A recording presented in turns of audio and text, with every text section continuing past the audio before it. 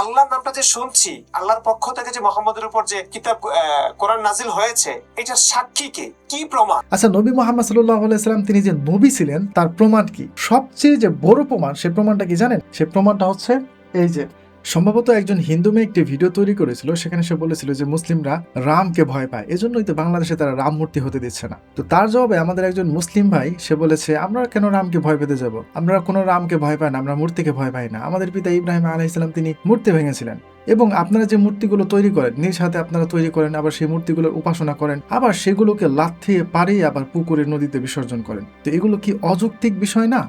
তো এর জবাবে ইমরান বিন সমকামী সে আবার বলতে চায় যে, যেই যুক্তিতে মূর্তি পূজা করা অযৌক্তিক, সেই একই যুক্তিতে আল্লাহর উপাসনা করা অযৌক্তিক। তো চলুন আগে ওর ভিডিও দেখি যে কিভাবে আল্লাহর উপাসনাকে ও অযৌক্তিক বলে দাবি করে, এবং অবভিয়াসলি এই জন্যই ও নাস্তিক হয়েছে, ওর কাছে অযৌক্তিক মনে হয় আল্লাহর উপাসনা করা। তো চলুন আগে ওর ভিডিও দেখি, তারপর ইনশাল্লাহ আমি এর জবাব দিচ্ছি। যেখানে তোমরা নিজেরাই স্বীকার করেছো যে মূর্তির কোনো প্রাণ হয় না, সেখানে আমরা মুসলমানরা তোমাদের মূর্তিকে ভয় পাওয়ার বিষয়টা তো হাস্যকর ছাড়া আর কিছু না। একটা কথা স্পষ্ট ভাষায় মনে রাখবে সনাতনী আপু, আমরা মুসলমানরা আল্লাহর উপর ভরসা করে চলি, আর আমাদের আল্লাহ এই যে আল্লাহ, এই আল্লাহ নিয়ে এই কথা। দেখুন এতক্ষণ পর্যন্ত তিনি যা বললেন সব ঠিক আছে। ইতিহাস অনেকটা বলে ইব্রাহিম তার জাতি ছিল মূর্তি পূজারী, তার কাছে এই মূর্তি পূজকদের লজিকই মনে হতো না। আমাকে কিছু দেবে কিংবা সেই মূর্তির কাছে আমি কিছু পাবো, সেই মূর্তির পূজা করব, এটা কি হাস্যকর কথা। এই পর্যন্ত ঠিক আছে, কিন্তু আপনি মূর্তির ক্ষমতাকে অস্বীকার করে আপনি এমন একটা জিনিসের ক্ষমতাকে স্বীকার করছেন যেটাকে আমরা কেউ দেখিনি। ইব্রাহিমের মনে হলো যে উপরে কেউ একজন আছে, ওই যে চন্দ্র সূর্য, তার কাছে মনে হয়েছে ওখানেই স্রষ্টা, ওখানে একজন আল্লাহ আছেন, যার নাম আল্লাহ আর কি আমরা বলি। সেই কাল্পনিক, এটা জাস্ট ধারণা, এই সৃষ্টিকে দেখে এক স্রষ্টাকে অনুমান করা, তার সম্পর্কে কোনো আমাদের কাছে আর কোনো কিছুই নাই, আর কোনো প্রমাণই নাই। সৃষ্টিকে দেখে স্রষ্টার অনুমান করা, এটাই তো একজন বুদ্ধিমান ব্যক্তির পরিচয়। আচ্ছা, এই যে মোবাইল ফোনটি দিয়ে আপনি আমার ভিডিও দেখছেন, আপনার কি মনে হয়েছে কখনো যে এই মোবাইল ফোনটি এমনিতে তৈরি হয়ে গেছে? যেই অ্যাপ দিয়ে আপনি আমার এই ভিডিওটি দেখছেন, ইউটিউব বা ফেসবুক, এই যে ইউটিউবের যে ইন্টারফেস, ইউটিউবের মধ্যে আপনি প্রবেশ করলেন, তারপর আপনাকে সেখানে হোম পেজে দেখানো হলো বিভিন্ন ধরনের ভিডিও, এবং এই যে আমার এই যে ভিডিওটি আপনি হয়তো নোটিফিকেশনের মাধ্যমে পেয়েছেন, হয়তো আপনি যখন ইউটিউব স্ক্রল করছেন তখন হয়তো ইউটিউব আপনাকে সাজেশন করেছে এই ভিডিওটি, এবং অন্য যে কোনো উপায় হতে পারে আপনি আমার এই ভিডিওটি দেখেছেন। আপনি যেই উপায়ে আমার এই ভিডিওটি দেখুন না কেন, এর পেছনে একটা নিখুঁত মেকানিজম কাজ করছে। আপনার কাছে কি কখনো এই বিষয়গুলো মনে হয়েছে যে এগুলো এমনি হচ্ছে, এর পেছনে কোনো মেকানিজম নেই, এর পেছনে কোনো কারণ নেই, এর পেছনে কেউ নেই, এমনিতেই হয়ে যাচ্ছে? এগুলো কি আপনার কাছে কখনো মনে হয়েছে? কখনোই মনে হয় নাই। কেননা একজন বিবেক বুদ্ধিমান মানুষ এটা এমনিতেই বুঝতে পারে যে না, এগুলোর পেছনে একটা মেকানিজম কাজ করছে, এগুলো সঠিক সুষ্ঠুভাবে নিয়ন্ত্রণ করা হচ্ছে, এগুলোর পেছনে কেউ একজন আছে, এগুলো এমনিতেই হচ্ছে না, এগুলো এমনিতেই ঘটছে না। তাহলে আমাদের এই মহাবিশ্ব অসংখ্য নিয়ম কানুন দ্বারা গঠিত, আমাদের এই মহাবিশ্ব অসংখ্য নিয়ম কানুন দিয়ে চলছে আমাদের এই মহাবিশ্ব। তারপর আমাদের এই যে পৃথিবীর কিছু নিয়ম কানুন দেখেন, এই যে ওয়াটার সাইক্লিং যে ব্যবস্থা, ট্রিলিয়ন লিটার পানি কিভাবে বাষ্প হয়ে আকাশে উড়ে যায়, মেঘ তৈরি করে, বাতাসের মাধ্যমে বিভিন্ন স্থানে উড়ে গিয়ে সেখানে গিয়ে বৃষ্টি ঝরায়, আবার সেই পানিগুলো নদী পুকুর সমুদ্র থেকে আবার বাষ্প হয়ে উপরের দিকে উঠে যায়। এই যে একটা ওয়াটার সাইক্লিং যে ব্যবস্থা, এই ব্যবস্থাটা কে নির্ধারণ করে দিল? এমনিতে হয়ে যাচ্ছে এগুলো। এই যে আপনি দেখেন যে প্লান্ট লাইফ সাইকেলিং ব্যবস্থা, আপনি একটি যখন ফল খাবেন, সেই ফলের মধ্যে আপনি একটি বীজ পাবেন, সেই বীজটি আবার মাটিতে রোপণ করলে সেখান থেকে আবার একটি গাছ হবে, সেই গাছ থেকে আবার ফল হবে, সেই ফলের মধ্যে আপনি আবার একটা বীজ পাবেন। এগুলো কি এমনিতে হয়ে যাচ্ছে? এই যে মানে সাইকেলিং যে ব্যবস্থা, এই ব্যবস্থাটা কে করে দিল? এগুলো কি প্রকৃতি করে দিল? প্রকৃতি এটা কিভাবে বুঝলো যে ফলের মধ্যে একটা বীজ থাকতে হবে এবং সেই বীজ থেকে আবার যেন একটা গাছ তৈরি হতে পারে? এগুলোর কি কোনো নিয়মদাতা নেই? এই যে আমাদের চাঁদ পৃথিবীকে কেন্দ্র করে ঘুরছে, কেন চাঁদ পৃথিবীকে কেন্দ্র করে ঘুরতে ঘুরতে এক সময় গিয়ে সে মঙ্গলের কক্ষপথে চলে যায় না? এই যে পৃথিবী সূর্যকে কেন্দ্র করে ঘুরছে, কেন এই পৃথিবী এক সময় ঘুরতে ঘুরতে প্রক্সিমা সেঞ্চুরির দিকে চলে যায় না? এগুলো কি এমনি হচ্ছে, এমনি ঘটছে? এগুলোর পিছনে কি কোনো কারণদাতা নেই? এই যে একটা চুম্বক, এই চুম্বকের মধ্যে যে একটা আকর্ষণ বল রয়েছে, আকর্ষণ শক্তি রয়েছে, এই চুম্বকের মধ্যেই কেন এই আকর্ষণ শক্তিটা রয়েছে? কেন একটা প্লাস্টিকের মধ্যে সেই আকর্ষণ শক্তিটা নেই? দুইটি চুম্বক নির্দিষ্ট পরিমাণে ঘোরালে সেখান থেকে বিদ্যুৎ উৎপন্ন হয়, কেন দুইটি লোহার টুকরো বা দুইটি প্লাস্টিকের টুকরো নির্দিষ্ট পরিমাণে ঘোরালে সেখান থেকে বিদ্যুৎ উৎপন্ন হয় না? এই পার্থক্যটা কি কাকতালীয়? এর পেছনে কি সুনির্দিষ্ট কোনো পরিকল্পনাকারী নেই? এগুলো কি এমনিতেই চলছে, এমনিতেই হয়ে গেল সবকিছু? অথচ বিজ্ঞান এই নিয়মগুলোকে সূত্র বলে অভিহিত করে। নিউটনের সূত্র, আইনস্টাইনের সূত্র, ফ্যারাডের সূত্র, পৃথিবীর প্রতিটি জিনিসেরই একজন প্রণেতা রয়েছে। তাহলে এই মহাবিশ্বের এই যে নিখুঁত সূত্রগুলো, নিখুঁত যে লগুলো, নিখুঁত যে নিয়ম কানুনগুলো, এই নিয়ম কানুনের কি কোনো প্রণেতা নেই? এগুলো কি এমনি এমনিতেই হয়ে গেছে? এগুলো কি এমনি এমনিতেই চলছে? এমনি এমনিতেই ঘটছে সবকিছু? যেই বিবেক বুদ্ধি দিয়ে আপনি এটা বুঝতে পারেন যে এই ফোনটি কেউ একজন তৈরি করেছে, এই ফোনটি এমনি এমনিতেই তৈরি হয়ে যায় নাই, সেই একই বিবেক বুদ্ধি কেন আপনি এই মহাবিশ্বের ক্ষেত্রে অ্যাপ্লাই করতে পারেন না? আমাদের এই পৃথিবীতে যে এই যে আমরা যেটাকে প্রাকৃতিক ভাবে হচ্ছে বলি, এই যে ওয়াটার সাইকেলিং ব্যবস্থা, এই যে প্লান্ট সাইকেলিং যে ব্যবস্থা, এই যে আমাদের যে লাইফ জীবন ব্যবস্থা, কিভাবে আমরা জন্মগ্রহণ করি পিতামাতার মিলনের মাধ্যমে, আবার মারা যায়, আবার একজন নতুন শিশু জন্ম নেয়, এই যে শুধু মানুষের ক্ষেত্রে না, সমস্ত পশু পাখি প্রাণীর ক্ষেত্রে এই যে জীবনের যে ব্যবস্থাটা, এই যে নিয়ম কানুনগুলো, এই নিয়ম কানুনগুলো কি এমনি এমনিতে হয়ে গেল? প্রাকৃতিকভাবে সব হয়ে গেল? এগুলো দেখে কি আপনি আপনার এই বিবেক বুদ্ধিটা খাটাতে পারেন না ওই মোবাইল ফোনের মতো করে, যে না এগুলো এমনি এমনিতে হতে পারে না, এগুলো এমনি এমনিতেই ঘটতে পারে না? অবশ্যই এর পেছনে একজন নিয়ম কানুন দাতা রয়েছেন। এখন অনেকেই বলতে পারেন যে এই মোবাইল ফোনটি যিনি তৈরি করেছেন তার ছবি বা এই কোম্পানিটা কোথায় এটা আমরা জানতে পারি বা এটা আমরা দেখতে পারি। হ্যাঁ, ঠিক আছে আপনার এই চিন্তাটা। এখন ধরেন এই যে মোবাইল ফোনটি যিনি তৈরি করেছেন, সেই মোবাইল ফোন তৈরিকারক যে কোম্পানি বা তার যে মালিক, আপনি তাকে দেখতে চাইলেন। এখন আপনাকে কি করতে হবে? তিনি তো আর বাংলাদেশে অবস্থান করেন না, হয় চায়না বা আমেরিকা বা বিশ্বের অন্য কোনো দেশে থাকতে পারে। তো এখন আপনি যদি ওই মালিকের সাথে দেখা করতে চান বা ওই কোম্পানিতে যেতে চান, তাহলে আপনাকে কি করতে হবে? বাংলাদেশ ছেড়ে ওই দেশে যেতে হবে। এখন সবার তো এই সামর্থ্য নাই যে বাংলাদেশ ছেড়ে ওই সব দেশে যাবে। তাহলে আরেকটা বিকল্প উপায় রয়েছে, সেটা কি? সেটা আপনি ইন্টারনেটে সার্চ করে দেখতে পারেন যে এই যে ফোনটা, এই ফোনের মালিককে এবং এই ফোনের যে কোম্পানি, সে কোম্পানিটা কোন দেশে অবস্থিত। তো ঠিক তেমনি ভাবে এই মহাবিশ্ব যিনি তৈরি করেছেন, এই মহাবিশ্বের যিনি স্রষ্টা, তাকে দেখতে হলে আপনাকে কোথায় যেতে হবে? এই মহাবিশ্বের বাইরে যেতে হবে। কেননা কোরআন দ্বারা আমরা জানতে পারি, সূরা ইউনূসে আল্লাহ বলেছেন যে তিনি আরশে সমাসীন। তো আরশ কোথায়? আরশ হচ্ছে আমাদের এই মহাবিশ্বের বাইরে। তো এখন আপনাকে আল্লাহকে দেখার জন্য বা এই মহাবিশ্ব যিনি তৈরি করেছেন তাকে দেখার জন্য আপনাকে মহাবিশ্বের বাইরে যেতে হবে। এখন ধরেন আপনি যদি এই মহাবিশ্বের বাইরে যেতে না পারেন, সেই শক্তি যদি আপনার না থাকে, তাহলে আপনাকে কি করতে হবে? তাহলে ওই যে ওই মোবাইল ফোনের উদাহরণের মতো, আপনি যদি এই মোবাইল ফোন যিনি তৈরি করেছেন তাকে যদি আপনি তার দেশে গিয়ে যদি দেখতে না পারেন, তাহলে তার সম্পর্কে আপনাকে কি করতে হবে? ইন্টারনেটে সার্চ করতে হবে। ঠিক একইভাবে এই যে মহাবিশ্ব যিনি সৃষ্টি করেছেন, মহাবিশ্ব যিনি তৈরি করেছেন, তার সম্পর্কে জানার জন্য আপনাকে কি করতে হবে? পৃথিবীতে থাকা বিভিন্ন ধরনের ধর্মগ্রন্থগুলো যাচাই করতে হবে। এরপর এর মধ্য থেকে আপনাকে খুঁজে বের করতে হবে যে আসলেই প্রকৃতপক্ষে কোন ধর্মগ্রন্থটি এবং কোন বুকটি বা কোন বইটি, কোন নির্দেশনাটি আসলেই প্রকৃতপক্ষে এই মহাবিশ্বের স্রষ্টার কাছ থেকে এসেছে। বাজারে আপনি যেমন একটি ফোনের বিভিন্ন ধরনের নকল ফোনও পেয়ে যাবেন, ঠিক তেমনি ভাবে পৃথিবীতেও স্রষ্টার পক্ষ থেকে আসা, যেটা অনেকে দাবি করছে যে এই ধর্মগ্রন্থটি স্রষ্টার পক্ষ থেকে এসেছে, এমন অনেক নকল ধর্মগ্রন্থ আপনি পৃথিবীতে পেয়ে যাবেন। তো এর মধ্যে থেকে আপনাকে খুঁজে বের করতে হবে যে আসলেই প্রকৃতপক্ষে স্রষ্টার পক্ষ থেকে আসা ধর্মগ্রন্থ, বই কোনটি, নির্দেশনা কোনটি। এই জন্য আপনি চাইলে আমার এই ভিডিওটি দেখতে পারেন যে আল্লাহকে কেন দেখা যায় না। কেননা এই ভিডিও যদি আপনি দেখেন, তাহলে একদম পরিষ্কারভাবে আপনি বুঝতে পারবেন যে আসলেই যিনি স্রষ্টা হবেন তিনি আসলে কে হবেন। সুতরাং আল্লাহ আছেন, এটা কোনো কল্পনা নয়। মুসলিমরা এটা কল্পনা করে তৈরি করেন নাই। যেই বিবেক বুদ্ধি দিয়ে আমরা একটি ফোনের ক্ষেত্রে বুঝি যে এই ফোনটি কেউ একজন তৈরি করেছে, এর একজন তৈরিকারক রয়েছে, সেই একই বিবেক বুদ্ধি, সেই একই লজিক দিয়ে আমরা বুঝতে পারি যে এই মহাবিশ্ব যেই যেই নিয়ম কানুন দিয়ে চলছে, এর পেছনেও একজন সৃষ্টিকর্তা রয়েছে। এটি এমনি এমনিতেই তৈরি হয়ে যায় না। পার্থক্য শুধু এতটুকুই, আপনারা যারা নাস্তিক রয়েছেন, আপনাদের বিবেক বুদ্ধি শুধুমাত্র এই যে পৃথিবীতে যে বস্তুগুলো রয়েছে, যেগুলো ম্যানমেড, যেগুলো মানুষ তৈরি করেছে, সেগুলোর মধ্যে সীমাবদ্ধ। তো আমরা যারা মুসলিম রয়েছি, যারা ধার্মিক রয়েছি, তাদের বিবেক বুদ্ধি শুধুমাত্র এই যে পৃথিবীতে যে ম্যানমেড বস্তুগুলো তৈরি হয় এর মধ্যে সীমাবদ্ধ না। আমাদের বিবেক বুদ্ধি এই যে মহাবিশ্ব কিভাবে তৈরি হলো, এগুলোর মধ্যে যে নিয়ম কানুন, যে লগুলো বলবৎ রয়েছে, এগুলো কিভাবে তৈরি হলো, এগুলো নিয়েও আমাদের বিবেক বুদ্ধি চিন্তা করে যে এগুলো এমনি এমনিতেই তৈরি হয়ে যায় নাই, এগুলোর পেছনে অবশ্যই একজন তৈরিকারক রয়েছে এবং তিনি হচ্ছেন আল্লাহ। সেই কাল্পনিক এক আল্লাহকে নিয়ে ব্যবসা করেছে মোহাম্মদ এবং এর আগের যতগুলো নবী সবাই। নবী রাসূলগণ নাকি ধর্মকে নিয়ে ব্যবসা করেছেন। হায় রে বিবেক বুদ্ধি ওদের! এই যে পৃথিবীতে ইসলাম ধর্মের যে অসংখ্য নবী রাসূলগণ পৃথিবীতে এসেছিলেন, 1 লক্ষ বা 2 লক্ষের অধিক, এই যে নবী রাসূলগণ তারা সবাই তো এক দেশে জন্ম নেন নাই, যে একই যে গোত্রের মধ্যে জন্ম নিয়েছেন, বিষয়টি তো এমন না। বিভিন্ন সময় বিভিন্ন দেশে বিভিন্ন অঞ্চলে তারা জন্মগ্রহণ করেছেন। তো তখন তো কোনো টেলিফোন ছিল না, তখন তো কোনো ফোন ছিল না, যাতায়াতের এত সুব্যবস্থা ছিল না। তাহলে তারা কিভাবে বুঝলেন যে আমাকে এই ধর্মটা নিয়েই আমাকে ব্যবসা করতে হবে, আমাকে পুঁজি করতে হবে?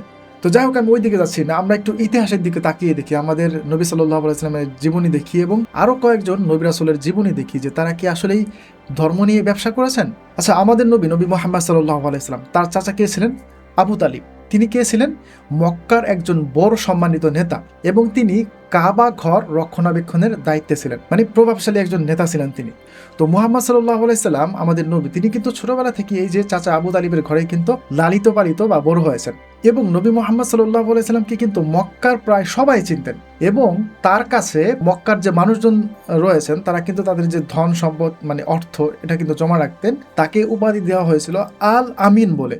তো একদিকে তিনি ছিলেন একজন সৎ চরিত্রবান ব্যক্তি, অন্যদিকে যেহেতু তিনি চাচা আবু তালিবের ঘরেই লালিত পালিত হচ্ছেন, তো বংশগত সূত্রে এমনিতেই তিনি একজন মক্কার বড় নেতা হয়ে যেতেন এবং পরবর্তীতে চাচা আবু তালিবের পরে কিন্তু তাকেই কাবা রক্ষণাবেক্ষণের দায়িত্ব দেওয়া হতো। তো এরপর নবী সাল্লাল্লাহু আলাইহি ওয়াসাল্লামের সাথে বিয়ে হয়েছিল কার? খাদিজা রাদিয়াল্লাহু আনহার। খাদিজা রাদিয়াল্লাহু আনহা ছিলেন মক্কার একজন সফল ধনী ব্যবসায়ী, অর্থাৎ অর্থনৈতিকভাবেও নবী মুহাম্মদ সাল্লাল্লাহু আলাইহি ওয়াসাল্লামের কাছে কোনো অভাব ছিল না। একদিকে তার কাছে অর্থও ছিল এবং তিনি মক্কার একজন বড় নেতাও হয়ে যেতে পারতেন। তো একজন মানুষ তখনই প্রতারণার পথ বেছে নেয় যখন তার কাছে কোনো অর্থ সম্পদ টাকা পয়সা থাকে না। তো যার কাছে টাকা পয়সা অঢেল রয়েছে, যার কাছে নেতা হওয়ারও সুযোগ রয়েছে, তো তিনি কেন একটা নতুন ধর্ম নিয়ে এসে প্রতারণা শুরু করবেন? এটা কি অযৌক্তিক কথা নয়?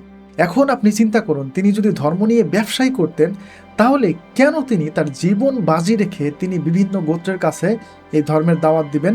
কেন তিনি তায়েফে যাবেন? কেন তিনি তায়েফে গিয়ে রক্তাক্ত হবেন একজন ধনী ব্যক্তি হয়ে, একজন সম্মানিত ব্যক্তি হয়ে? এরপর আসি একজন ধর্ম ব্যবসায়ী ব্যক্তি, তিনি মানুষের সামনে তার পরহেজগারিতা দেখাবেন, কিন্তু গোপনে কি তিনি কষ্ট করে ওই কাজগুলো করবেন বা ওই পরহেজগারিতাগুলো করবেন? কখনোই করবেন না।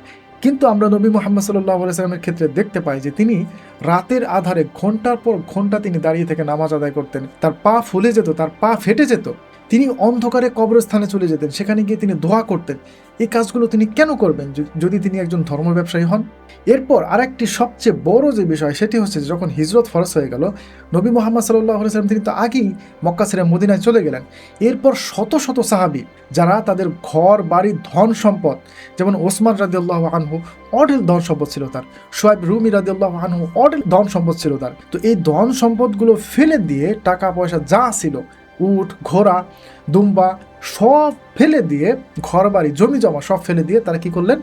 মক্কা ছেড়ে মদিনায় চলে গেলেন। নবী মুহাম্মদ সাল্লাল্লাহু আলাইহি ওয়াসাল্লাম যদি ধর্ম ব্যবসায়ী হন তাহলে তার যারা শাগির্দ তারাও তো ধর্ম ব্যবসায়ী হবেন, তাই না? তারা তো জানবে যে এই ব্যক্তি হচ্ছে একজন প্রতারক, তাই না? তারা তো জানবেন, বুঝবেন। তো তারা যদি সবাই ধর্ম ব্যবসায়ী হতেন, প্রতারক হতেন, এই যেমন একজন নাস্তিক রয়েছে ফেসাদ নূর, ও সব সময় বলে যে মরুর ডাকাত, তো ডাকাতের শাগির্দরাও তো ডাকাত হবে, তাই না? তো তারা কেমন ডাকাত একবার চিন্তা করুন, যে তাদের ধন সম্পদগুলো ফেলে দিয়ে তারা চলে যাচ্ছেন কোথায়? মদিনায় হিজরত করে।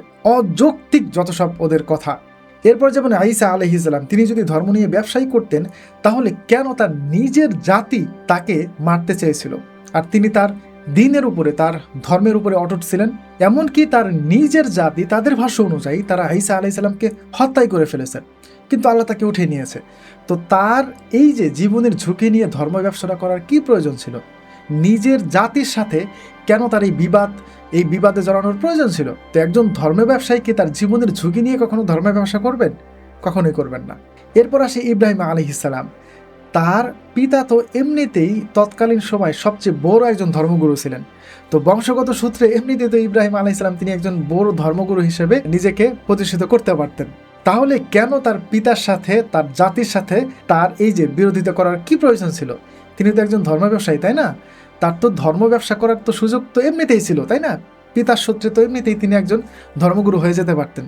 তাকে জ্বলন্ত অগ্নিকুণ্ডে নিক্ষেপ করা হচ্ছে, তাকে শর্ত দেওয়া হচ্ছে যে তুমি তোমার এই যে ধর্ম, তুমি যে আল্লাহর কথা বলছো, এটাকে তুমি ছেড়ে দাও, এটা তুমি ভুলে যাও, না হলে তোমাকে আগুনে নিক্ষেপ করা হবে। তো ইব্রাহিম আলাইহিস সালাম তিনি তো তাদের সাথে সমঝোতা করেন নাই, তিনি তো তার ধর্মের উপরে অটুট ছিলেন। তাকে শেষ পর্যন্ত আগুনে নিক্ষেপ করা হলো। তো একজন ধর্ম ব্যবসায়ী, তো তিনি যদি ধর্ম ব্যবসায়ী হন তাহলে তো তিনি তার জীবন আগে বাঁচাবেন না ধর্ম ব্যবসা আগে করবেন?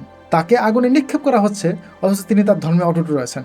তো এগুলো কি অযৌক্তিক কথা নয় যে নবী রাসূলগণ তারা ধর্ম নিয়ে ব্যবসা করেছেন? এই আল্লাহর নামটা যে শুনছি, আল্লাহর পক্ষ থেকে যে মোহাম্মদের উপর যে কিতাব কোরআন নাজিল হয়েছে, এটা সাক্ষী কে? কি প্রমাণ? সে আল্লাহর পক্ষ থেকে মোহাম্মদের উপর যে কোরআন নাজিল হয়েছে, এটা সাক্ষী কে? মোহাম্মদ ছাড়া আর কেউ ছিল? জিব্রাইল এসেছে নবীর কাছে আল্লাহর পক্ষ থেকে, সেই জিব্রাইলকে কে দেখেছে? মোহাম্মদ দেখেছে। সেই জিব্রাইল যে মোহাম্মদের কাছে এসেছে, সাক্ষী কে? মোহাম্মদ। আচ্ছা, নবী মোহাম্মদ সাল্লাল্লাহু আলাইহি সাল্লাম তিনি যে নবী ছিলেন তার প্রমাণ কি? তার সবচেয়ে যে বড় প্রমাণ, সেই প্রমাণটা কি জানেন? সেই প্রমাণটা হচ্ছে এই যে আল কোরআন। এই যে আল কোরআন, এটা হচ্ছে নবী মুহাম্মদ সাল্লাল্লাহু আলাইহি সাল্লামের নবুয়াতের সবচেয়ে বড় প্রমাণ। কেননা এই কোরআনের মধ্যে এমন কিছু আয়াত রয়েছে যে আয়াতগুলো আজ থেকে 1450 বছর আগে কেউ জানতো না। এই কোরআনের মধ্যে রয়েছে বিগ ব্যাং তথ্য, কিভাবে এই যে আসমান জমিন, এই যে পৃথিবী একসাথে ছিল এবং সেগুলোকে আল্লাহ পৃথক করেছেন। তো এই যে বিগ ব্যাং তথ্য, এই তথ্যটা তো আজকে বিজ্ঞান বলছে, কিন্তু আজ থেকে 1450 বছর আগে এই বিষয়গুলো কে জানতো? এই কোরআনের মধ্যে রয়েছে যে সমুদ্রের মধ্যে ইন্টারনাল তরঙ্গ রয়েছে, সমুদ্রের মধ্যে অন্ধকার ঘনীভূত রয়েছে। এই বিষয়গুলো আজ থেকে 1450 বছর আগে কে জানতো? কেউ জানতো না। এখন তো ডুবুরিরা সমুদ্রের নিচে গিয়ে দেখছে যে সেখানে অন্ধকার, আগে তো কেউ জানতো না এই বিষয়গুলো।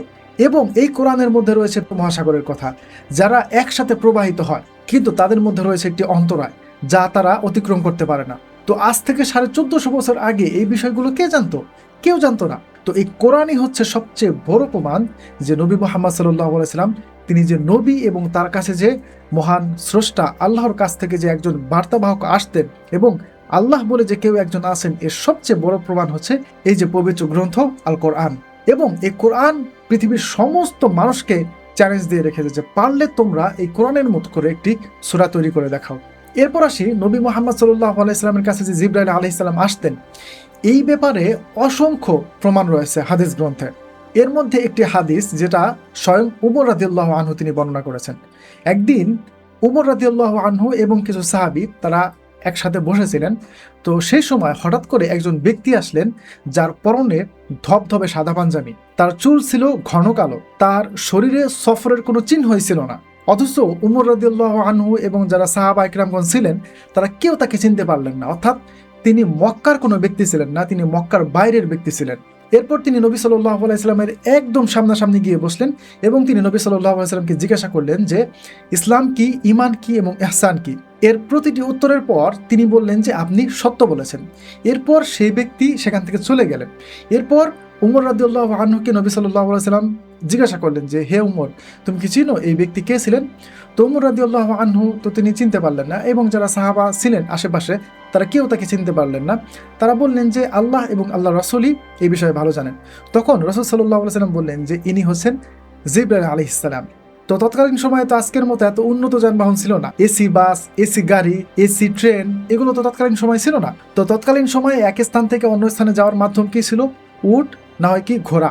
এবং তার পোশাক আশাক দেখেও এটা স্পষ্ট বোঝা যাবে যে তিনি দূর থেকে আসা কোনো পথযাত্রী। তো ওই ব্যক্তির সাথে, যে ব্যক্তি নবী সাল্লাল্লাহু আলাইহি সাল্লামের সামনে এসে বসেছিলেন, তার সাথে কোনো ঘোড়া ছিল না, কোনো উট ছিল না, এবং তার পোশাক আশাক দেখেও এমনটা মনে হচ্ছিল না যে তিনি দূর কোথাও থেকে এসেছেন, কিন্তু তাকে কেউ চিনতে পারছিল না। এরপর যেমন জিবরাইল আলাইহিস সালাম অনেক সময় সাহাবী দাহিয়াতুল কলবি রাদিয়াল্লাহু আনহু সূরা ধরে তিনি অনেক সময় অনেকবার নবী সাল্লাল্লাহু আলাইহি সাল্লামের কাছে এসেছেন, ওহী নিয়ে এসেছেন।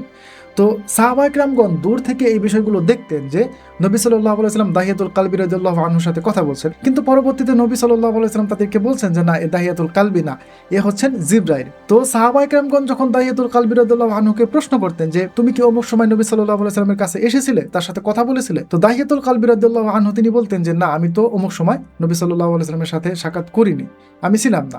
তো এই ঘটনা কিন্তু একবার না, অনেকবার ঘটেছে এমন ঘটনা। তো এ থেকে কি সাহাবা ইকরামগণ বুঝতেন না, প্রমাণ পেতেন না যে নবী সাল্লাল্লাহু আলাইহি সাল্লাম সত্যি একজন নবী, তার কাছে জিবরাইল আলাইহিস সালাম আসতেন ওহী নিয়ে? আরও এমন অনেক প্রমাণ রয়েছে হাদিস গ্রন্থে, একটা একটা করে প্রমাণ দিতে গেলে অনেক বড় হয়ে যাবে ভিডিও, এমনিতেই ভিডিও অনেক বড় হয়ে গেছে। তো এই যে নাস্তিকরা, এরা যে বলে যে নবী সাল্লাল্লাহু আলাইহি সাল্লাম তিনি যে নবী, তার কাছে যে ওহী আসতো, এর প্রমাণ কি? কে দেখেছে এটা? এটা তো অসংখ্য সাহাবা ইকরামগণ এর সাক্ষী, অসংখ্য সাহাবা ইকরামগণ এর প্রমাণ পেয়েছেন। এই জন্যই তারা নবী সাল্লাল্লাহু আলাইহি সাল্লামকে তারা জীবন দিয়ে ভালোবাসতেন। নবী সাল্লাল্লাহু আলাইহি সাল্লামের একটা কথায় তারা তাদের জীবন দিতে প্রস্তুত ছিলেন। কেন প্রস্তুত ছিলেন? কেননা তারা মনে প্রাণে বিশ্বাস করতেন, তারা প্রমাণ পেয়েছেন, তারা জানতেন যে ইনি হচ্ছেন আল্লাহর একজন পয়গম্বর, একজন রাসূল। তো এই যে হাদিসগুলো, এই হাদিসগুলো যখন প্রমাণস্বরূপ আপনি আবার নাস্তিকদেরকে দেখাবেন, তখন আবার নাস্তিকরা কি বলবে জানেন? তখন বলবে যে এগুলো তো মুসলিমরা লিখেছে, মুসলিমদের লেখা, এগুলো তো কোনো প্রমাণ না, এগুলো তো বিশ্বাস করা যাবে না। তো এই নাস্তিকরা এত এই হাদিসগুলোর ক্ষেত্রে বলবে যে এগুলো তো মুসলিমরা লিখেছে, এগুলো তো বিশ্বাস করা যাবে না, এগুলো তো মানা যাবে না। তো যেই হাদিসগুলো, যেমন নবী সাল্লাল্লাহু আলাইহি সাল্লাম জাউনিয়া নামক একজন মহিলা ছিলেন, যিনি তার স্ত্রী ছিলেন, তো তার সাথে যখন একান্তে দেখা করতে গিয়েছিলেন, তো ওই হাদিসগুলো নিয়ে কেন তোমরা প্রতারণা করো? ওই হাদিসগুলো তো মুসলিমরা লিখেছেন, তাই না? শুধুমাত্র ওই হাদিসগুলো না, কোরআন হাদিস নিয়ে এই যে তোমরা মানুষকে যে ভুল বোঝাও, মানুষকে যে ভুল ব্যাখ্যা করে মানুষকে বিভ্রান্ত করার চেষ্টা করো, এই সবগুলোই তো মুসলিমরা লিখেছে, তাই না? তো এই হাদিসগুলো কেন তোমরা পড়ো? এই হাদিসগুলো কেন তোমরা মুসলিমদের সামনে এই যে ভুলভাবে উপস্থাপন করো, পেশ করো? আপনারা জাস্ট এদের চরিত্র দেখেন যে এদের চরিত্রটা কতটা জঘন্য। তো যাই হোক, ওর যেই দাবিটা ছিল যে হিন্দুরা যে মূর্তিগুলো নিজেরা তৈরি করে তারপরে কি করে সেই মূর্তিগুলো উপাসনা করে, এরপর তারা সেগুলোকে বিসর্জন করে। তো এটা অযৌক্তিক মনে হয় মুসলিমদের কাছে। তো আল্লাহর ইবাদত বান্দিগি করা কি যৌক্তিক? আল্লাহর ইবাদত বান্দিগি করা তো অবশ্যই যৌক্তিক। আমরা তো আল্লাহকে কল্পনা করে বানাই নেই, কল্পনা করে ধরে নেই। আমাদের বিবেক বুদ্ধি দিয়ে আমরা বুঝতে পারি, এবং আল্লাহর তরফ থেকে অসংখ্য নবী রাসূলগণ এই পৃথিবীতে এসেছেন, এবং সবচেয়ে বড় প্রমাণ হচ্ছে আমাদের এই যে মহা পবিত্র গ্রন্থ আল কোরআন। এই কোরআনই হচ্ছে এর প্রমাণ যে এই কোরআন হচ্ছে আল্লাহর পক্ষ থেকে এসেছে, এবং নবী মুহাম্মদ সাল্লাল্লাহু আলাইহি সাল্লাম আল্লাহর একজন রাসূল বা দূত ছিলেন। আমরা কল্পনা করে আল্লাহকে বানাই নেই হিন্দুদের মতো। একটা কল্পনা করে একটা মূর্তি, হিন্দুরা তো নিজেরাই বলে যে আমরা তো আমাদের ঈশ্বরকে দেখি নাই, তো আমরা কি করি, কল্পনা করে আমরা একটা মূর্তি বানাই এবং সেই মূর্তির উপাসনা করি, পূজা করি। আমরা মূর্তির উপাসনা করি না, পূজা করি না, মূর্তির মাধ্যমে আমরা কি করি, আমাদের ওই যে ঈশ্বর, ওই স্রষ্টার মানে উপাসনা করি বা পূজা করি। হিন্দুরা কিন্তু এইভাবেই বলে। তো আমরা তো হিন্দুদের মতো ওইভাবে কল্পনা করে তো আল্লাহকে তৈরি করে বানাই নেই। আমরা বিবেক, বুদ্ধি, লজিক এবং প্রমাণ, এই যে প্রমাণ হচ্ছে আমাদের কোরআন, এই প্রমাণ দিয়েই আমরা আল্লাহর ইবাদত বান্দিগি করি। অসম্ভব কোনোদিনও হিন্দুরা যেইভাবে মূর্তি বানিয়ে মূর্তির উপাসনা করে, মুসলিমরা কখনোই আল্লাহকে কল্পনা করে আল্লাহর উপাসনা করে না। তো যাই হোক, এই ছিল আজকের ভিডিও। তো ভালো থাকবেন। আসসালামু আলাইকুম।